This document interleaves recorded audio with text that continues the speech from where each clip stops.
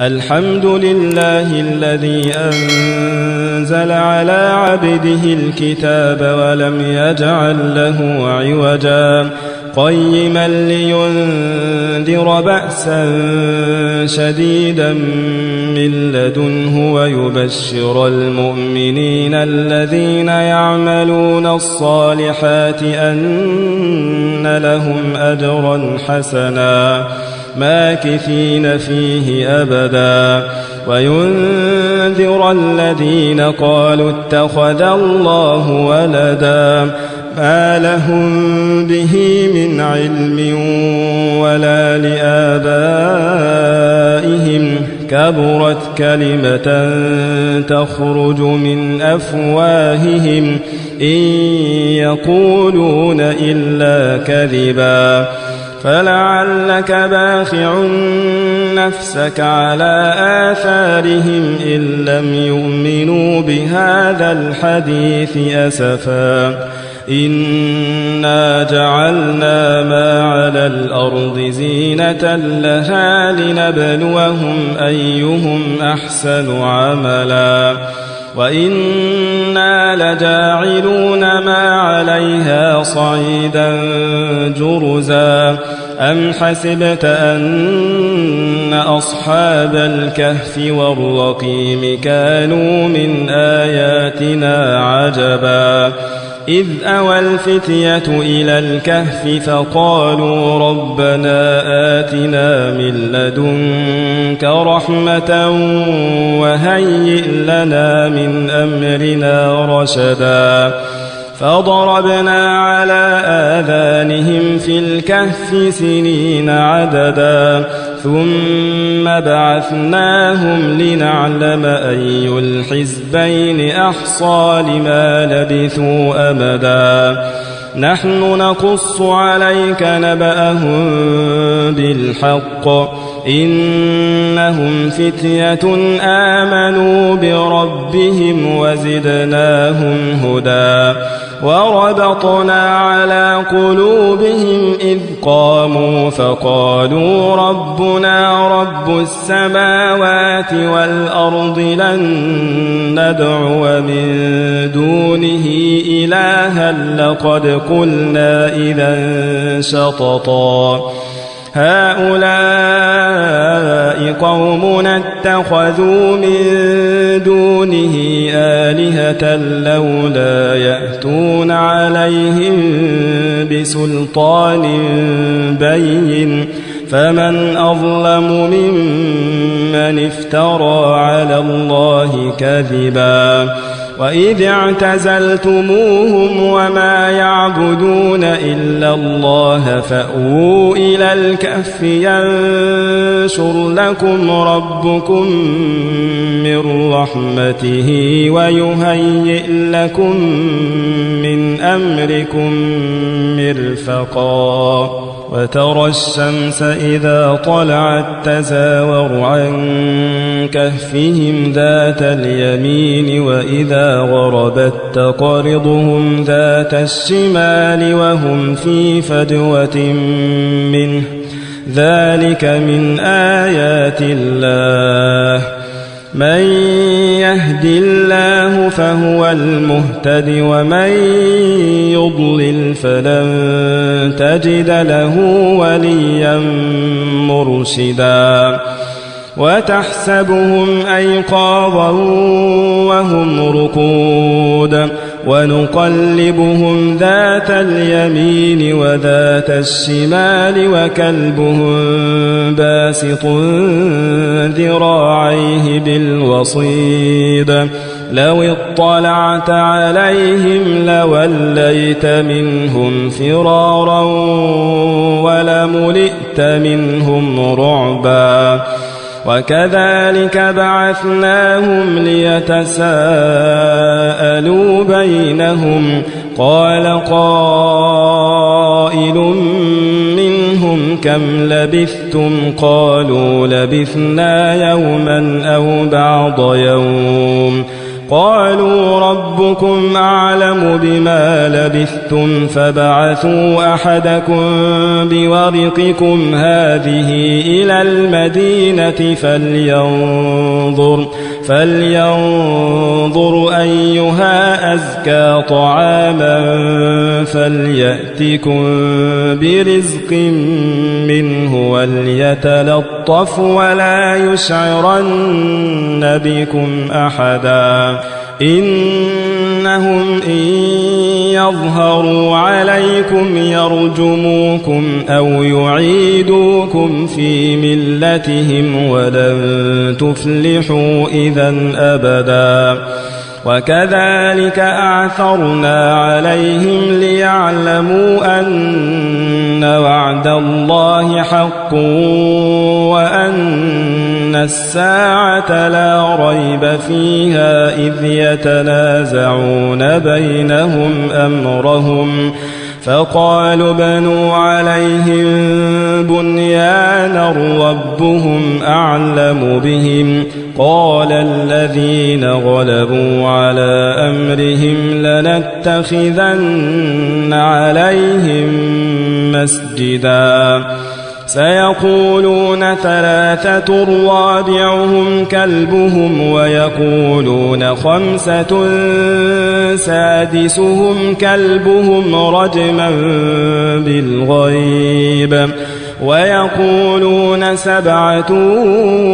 وثامنهم كلبهم قل ربي أعلم بعدتهم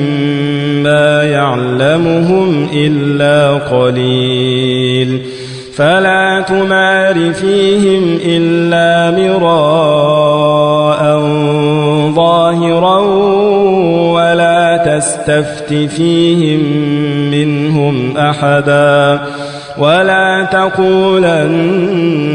لشيء إني فاعل ذلك غدا إلا أن يشاء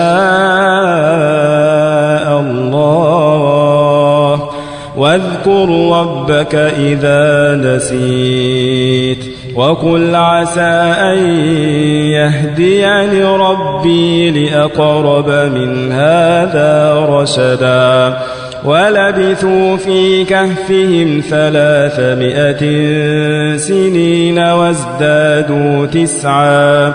قل الله أعلم بما لبثوا له غيب السماوات والأرض أبصر به وأسمع ما لهم من دونه من ولي ولا يشرك في حكمه أحدا واتل ما أوحي إليك من كتاب ربك لا مبدل لكلماته ولن تجد من دونه ملتحدا واصبر نفسك مع الذين يدعون ربهم بالغداة والعشي يريدون وجهه ولا تعد عيناك عنهم تريد زينة الحياة الدنيا ولا تطع من أغفلنا قلبه عن ذكرنا واتبع هواه وكان أمره فرطا وقل الحق من ربكم فمن شاء فليؤمن ومن شاء فليكفر إنا أعتدنا للظالمين نارا أحاط بهم سرادقها وإن يستغيثوا يغاثوا بماء كالمهل يشوي الوجوه بئس الشراب وساءت مرتفقا إن الذين آمنوا وعملوا الصالحات إنا لا نضيع أجر من أحسن عملا أولئك لهم جنات عدن تجري من تحتهم الأنهار يحلون فيها من أساور من ذهب ويلبسون ثيابا خضرا من سندس واستبرق متكئين فيها على الأرائك نعم الثواب وحسنت مرتفقا واضرب لهم مثل الرجلين جعلنا لأحدهما جنتين من أعناب وحففناهما بنخل وجعلنا بينهما زرعا كلتا الجنتين آتت أكلها ولم تظلم منه شيئا وفجرنا خلالهما نهرا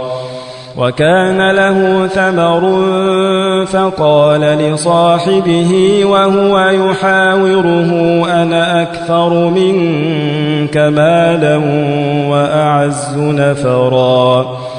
ودخل جنته وهو ظالم لنفسه قال ما أظن أن تبيد هذه أبدا وما أظن الساعة قائمة ولئن رددت إلى ربي لأجدن خيرا منها منقلبا قال له صاحبه وهو يحاوره أكفرت بالذي خلقك من تراب ثم من نطفة ثم سواك رجلا لكن هو الله ربي ولا أشرك بربي أحدا ولولا إذ دخلت جنتك قلت ما شاء الله لا قوة إلا بالله إن ترني أنا أقل منك مالا وولدا فعسى ربي أن يؤتيني خيرا من جنتك ويرسل عليها حسبانا من السماء فتصبح صعيدا زلقا أو يصبح ماؤها غورا فلن تستطيع له طلبا وأحيط بثمره فأصبح يقلب كفيه على ما أنفق فيها وهي خاوية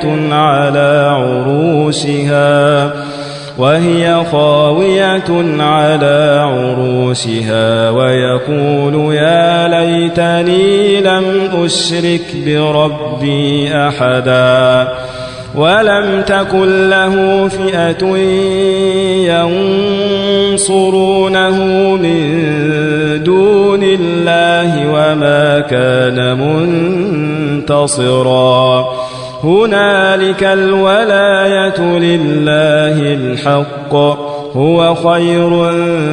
ثوابا وخير عقبا واضرب لهم مثل الحياة الدنيا كماء إن أنزلناه من السماء فاختلط به نبات الأرض فأصبح هشيما تذروه الرياح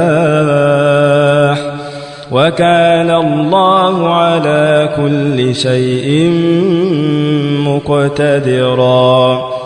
المال والبنون زينة الحياة الدنيا والباقيات الصالحات خير عند ربك ثوابا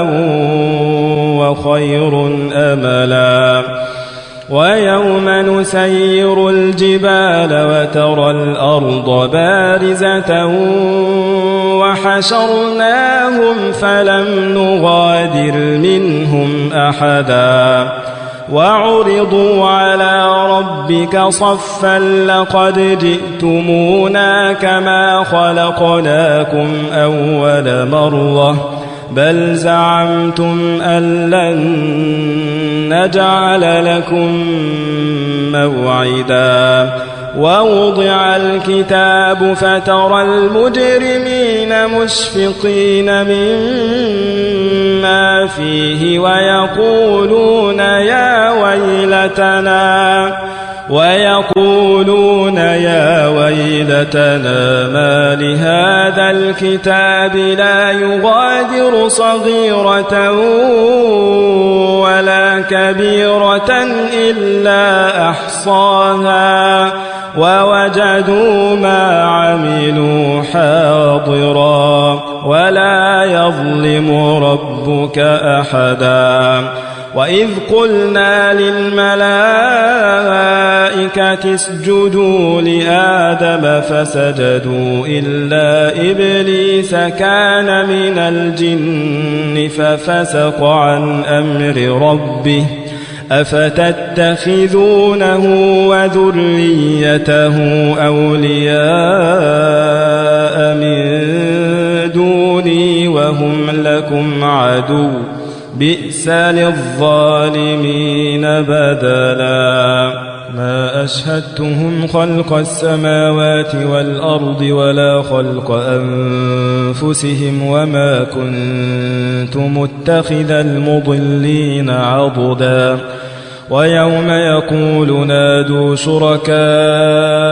الذين زعمتم فدعوهم فلم يستجيبوا لهم وجعلنا بينهم موبقا ورأى المجرمون النار فظنوا أنهم مواقعوها ولم يجدوا عنها مصرفا ولقد صرفنا في هذا القرآن للناس من كل مثل وكان الإنسان أكثر شيء جدلا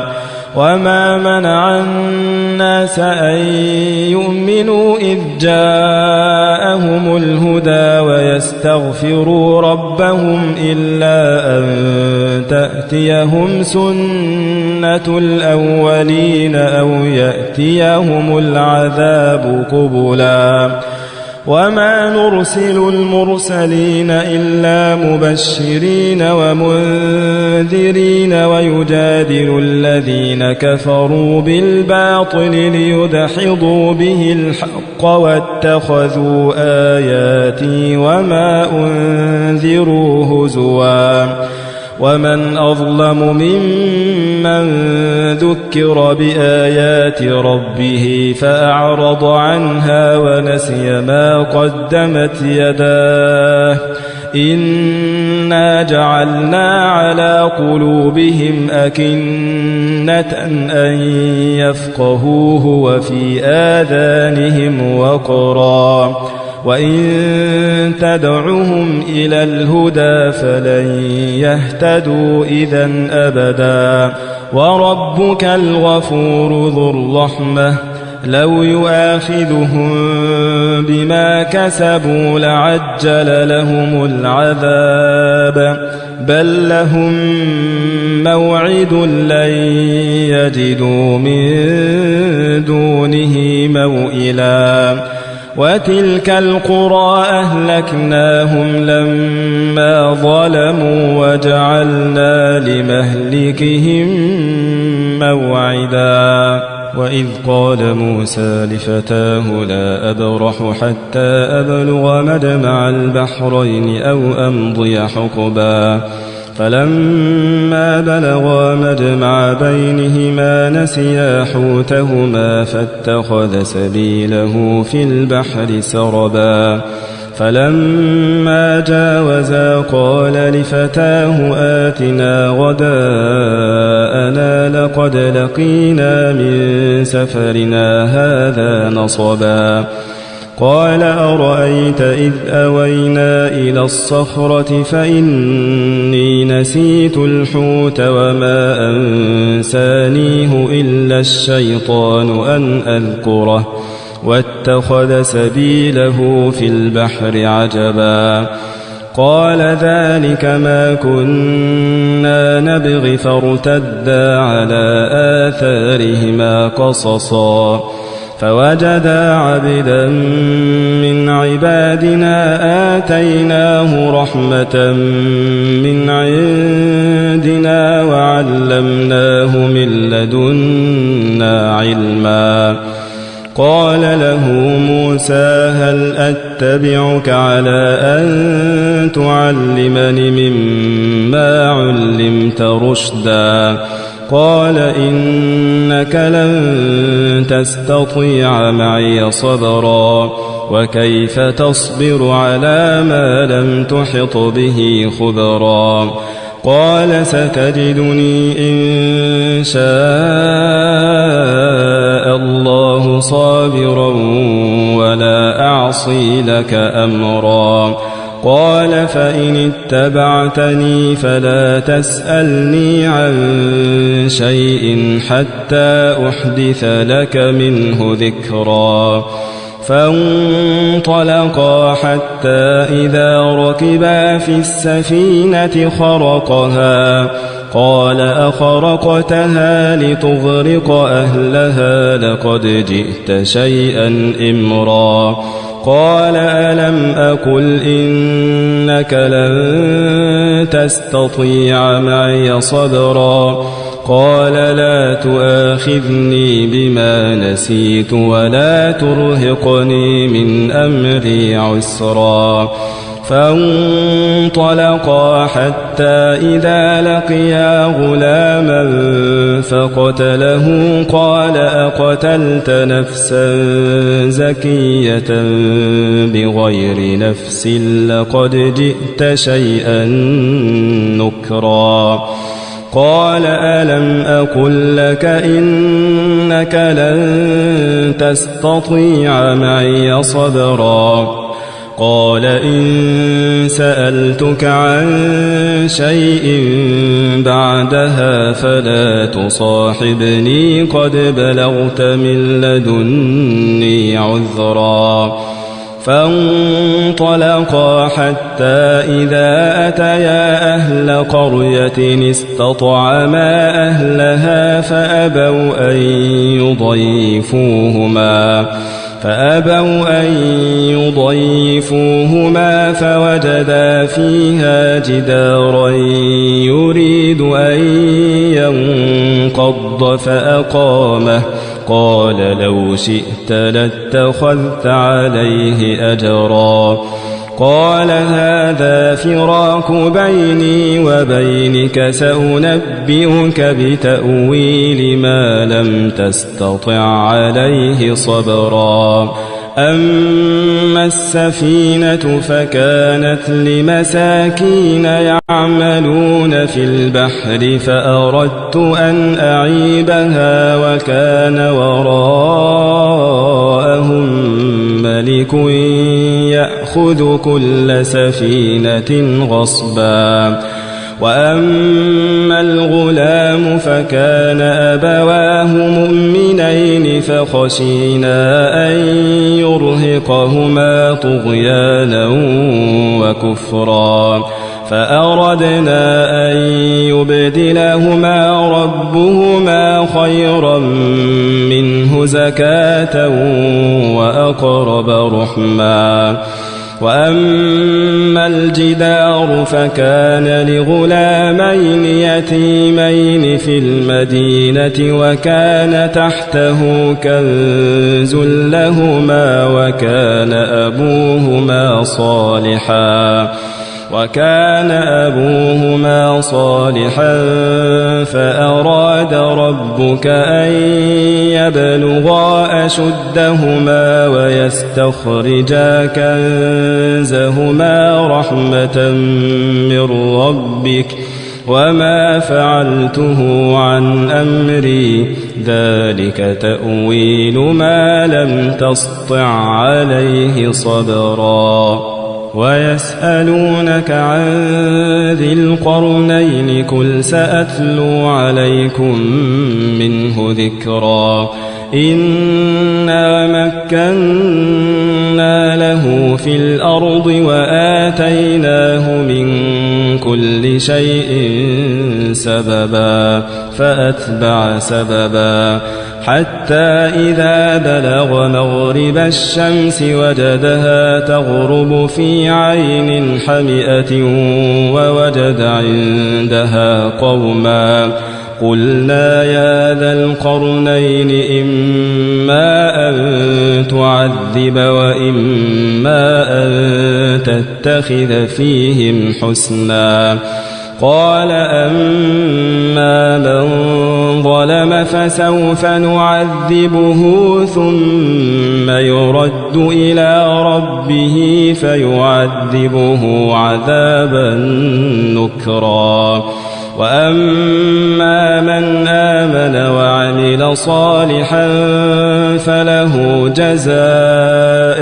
الحسنى وسنقول له من أمرنا يسرا ثم أتبع سببا حتى إذا بلغ مطلع الشمس وجدها تطلع على قوم لم نجعل لهم من دونها سترا كذلك وقد أحطنا بما لديه خبرا ثم أتبع سببا حتى إذا بلغ بين السدين وجد من دونهما قوما لا يكادون يفقهون قولا قالوا يا ذا القرنين إن يأجوج ومأجوج مفسدون في الأرض فهل نجعل لك خرجا على أن تجعل بيننا وبينهم سدا قال ما مكني فيه ربي خير فأعينوني بقوة أجعل بينكم وبينهم ردما آتوني زبر الحديد حتى إذا ساوى بين الصدفين قال انفخوا حتى إذا جعله نارا قال